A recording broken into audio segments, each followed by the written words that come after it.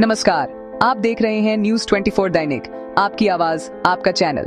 मैं हूं सानिया मलिक और आज की सबसे बड़ी, सबसे भरोसेमंद और सबसे तेज खबरों के साथ हाजिर हूं। चलिए नजर डालते हैं आज की टॉप हेडलाइंस और खबरों पर। प्रधानमंत्री मोदी ने 3 वंदे भारत एक्सप्रेस का शुभारंभ किया है। प्रधानमंत्री नरेंद्र मोदी ने आज बेंगलुरु से एक साथ 3 नई वंदे भारत ट्रेनों को हरी झंडी दिखाई। इनमें बेंगलुरु बेलगावी, अजनी यानी नागपुर पुणे और अमृतसर करतारपुर रूट शामिल हैं। रेलवे के अनुसार इन ट्रेनों के शुरू होने से यात्रा समय में औसतन 25 से 30% की कमी आएगी और इन रूट्स पर इंटरसिटी कनेक्टिविटी और तेज होगी। कार्यक्रम में रेल मंत्री अश्विनी वैष्णव और कर्नाटक के मुख्यमंत्री सिद्धारमैया भी मौजूद रहे। बेंगलुरु की येलो लाइन मेट्रो का उद्घाटन हुआ है। प्रधानमंत्री मोदी ने बेंगलुरु मेट्रो की 18 किलोमीटर लंबी येलो लाइन का भी उद्घाटन किया, जो आरवी रोड से बोम्मसंद्रा तक जाती है। ये नई मेट्रो लाइन शहर के आईटी हब इलेक्ट्रॉनिक सिटी को सीधे दक्षिणी बेंगलुरु से जोड़ेगी। बेंगलुरु मेट्रो रेल कॉरपोरेशन का कहना है कि इस रूट से प्रतिदिन करीब 3 लाख यात्रियों को राहत मिलेगी और सड़क यातायात का दबाव भी घटेगा। सुप्रीम कोर्ट में चुनाव आयोग का बयान आया है। चुनाव आयोग ने सुप्रीम कोर्ट में कहा कि बिहार की ड्राफ्ट वोटर लिस्ट में शामिल न होने वाले व्यक्तियों की जानकारी को सार्वजनिक करना उनके लिए कानूनी रूप से अनिवार्य नहीं है। यह बयान एसोसिएशन फॉर डेमोक्रेटिक रिफॉर्म्स यानी एडीआर की उस याचिका पर आया जिसमें मतदाता सूची में पारदर्शिता बढ़ाने की मांग की गई थी। अब इस मामले में अगली सुनवाई 22 अगस्त को होगी। भारत ओमान व्यापार समझौता अब अंतिम चरण में है। भारत और ओमान के बीच व्यापक आर्थिक भागीदारी समझौता यानी सीपीए की वार्ता पूरी हो गई है। इस समझौते से दोनों देशों के बीच ऊर्जा, खाद्य प्रसंस्करण, रक्षा और लॉजिस्टिक्स जैसे क्षेत्रों में सहयोग बढ़ने की उम्मीद है। अनुमान है कि मौजूदा $10 अरब का द्विपक्षीय व्यापार आने वाले वर्षों में $15 अरब तक पहुंच जाएगा। कांग्रेस का वोट चोरी बंद करो अभियान। कांग्रेस पार्टी ने चुनावी गड़बड़ियों के खिलाफ वोट चोरी बंद करो नामक देशव्यापी अभियान की शुरुआत की है। पार्टी ने नागरिकों से अपील की है कि वे अपने वोटर कार्ड और मतदान अधिकार की स्थिति ऑनलाइन चेक करें और किसी भी अनियमितता की शिकायत करें। बीजेपी ने इस अभियान को महज चुनावी स्टंट करार दिया है। रक्षा मंत्री राजनाथ सिंह ने कहा कि भारत की तेज रफ्तार अर्थव्यवस्था से कुछ लोग असहज महसूस कर रहे हैं। उन्होंने बिना नाम लिए पूर्व अमेरिकी राष्ट्रपति डोनाल्ड ट्रंप के भारत पर आयात शुल्क बढ़ाने के फैसले की आलोचना की और कहा कि भारत आत्मनिर्भर है और किसी भी तरह के अंतर्राष्ट्रीय दबाव के आगे नहीं झुकेगा। मौसम विभाग का भारी बारिश का अलर्ट। भारतीय मौसम विभाग ने हिमाचल प्रदेश, उत्तराखंड, उत्तर प्रदेश और बिहार के कई हिस्सों में 12 और 13 अगस्त को भारी बारिश की चेतावनी जारी की है। कई नदियों के जलस्तर में बढ़ोतरी देखी जा रही है और निचले इलाकों के लोगों को सतर्क रहने की सलाह दी गई है।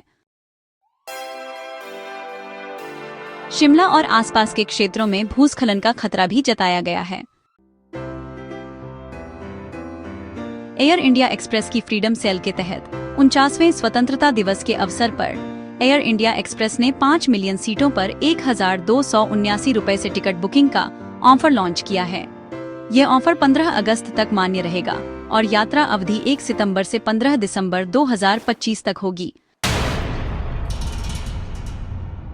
एयरलाइन को पहले ही दिन 2,50,000 बुकिंग रिक्वेस्ट प्राप्त हुई। जम्मू कश्मीर में आतंकी मुठभेड़। जम्मू कश्मीर के किश्तवाड़ जिले में सेना और आतंकियों के बीच कई घंटों तक मुठभेड़ चली। सेना ने पूरे इलाके को घेरकर तलाशी अभियान चलाया है। अब तक किसी भी हताहत की आधिकारिक पुष्टि नहीं हुई है और ऑपरेशन अभी जारी है। भारत रूस रणनीतिक साझेदारी पर वैश्विक चर्चा हो रही है। अमेरिकी टैरिफ और पश्चिमी दबाव के बावजूद भारत ने रूस के साथ अपने ऊर्जा और रक्षा सहयोग को बनाए रखने का फैसला किया है। वॉल स्ट्रीट जर्नल के अनुसार भारत का 40% क्रूड ऑयल आयात अब रूस से आता है। जो पहले केवल 2% था। विदेश मंत्रालय ने साफ तौर पर कहा है कि भारत अपने राष्ट्रीय हितों के आधार पर ही निर्णय लेगा। उत्तर प्रदेश की प्रमुख खबरें कुछ इस प्रकार हैं। यूपी में भारी बारिश का अलर्ट जारी किया गया है।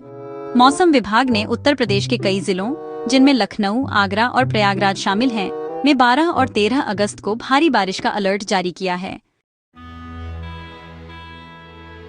आज पूरे दिन तापमान में गिरावट और बादलों की आवाजाही बनी रही। कई इलाकों में तेज हवाओं और गरज चमक के साथ बारिश की संभावना जताई गई है। रक्षाबंधन पर मुफ्त बस यात्रा।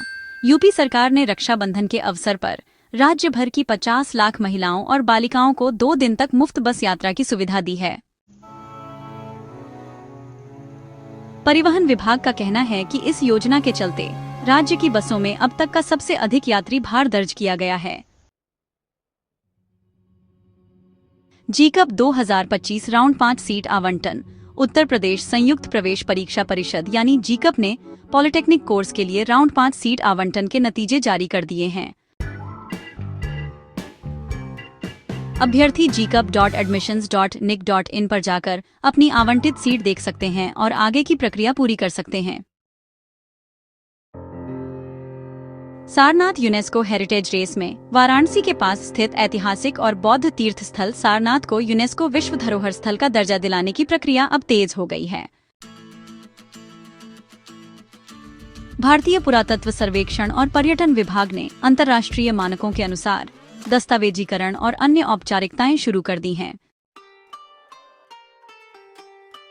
संस्कृत सप्ताह का शुभारंभ हो चुका है। मुख्यमंत्री योगी आदित्यनाथ ने संस्कृत सप्ताह की शुभकामनाएं दी हैं। उन्होंने लोगों से स्कूलों, घरों और सार्वजनिक स्थलों पर संस्कृत भाषा के उपयोग को बढ़ावा देने की अपील की है।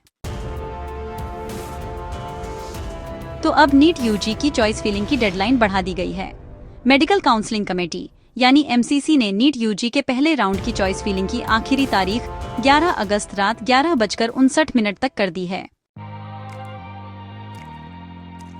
इस फैसले से सच में लाखों मेडिकल अभ्यर्थियों को बड़ी राहत मिलेगी।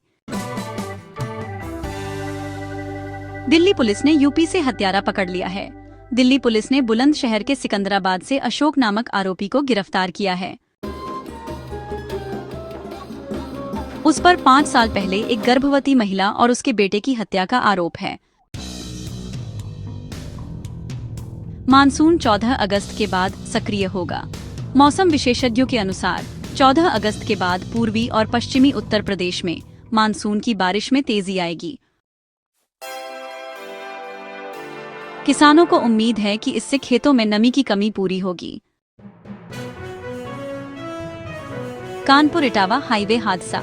कानपुर इटावा हाईवे पर तेज रफ्तार बस और ट्रक की टक्कर में 3 लोगों की मौके पर मौत हो गई, जबकि 7 लोग घायल हो गए। घायलों का नजदीकी अस्पताल में इलाज चल रहा है। अपराधियों पर यूपी पुलिस की सख्ती। मेरठ, बरेली, गोरखपुर और वाराणसी में पुलिस ने बड़े पैमाने पर अभियान चलाकर 50 से अधिक वांछित अपराधियों को गिरफ्तार किया है। इनमें कई पर गैंगस्टर एक्ट और राष्ट्रीय सुरक्षा कानून यानी एनएसए के तहत कार्रवाई की। तो ये थी आज की बड़ी खबरें। देश और दुनिया से जुड़ी हर ताजा अपडेट के लिए जुड़े रहिए न्यूज़ 24 दैनिक के साथ। अगर आपको वीडियो पसंद आया हो तो कृपया लाइक करें, शेयर करें और चैनल को सब्सक्राइब करना ना भूलें। मिलते हैं अगली बड़ी खबर के साथ। तब तक के लिए नमस्कार।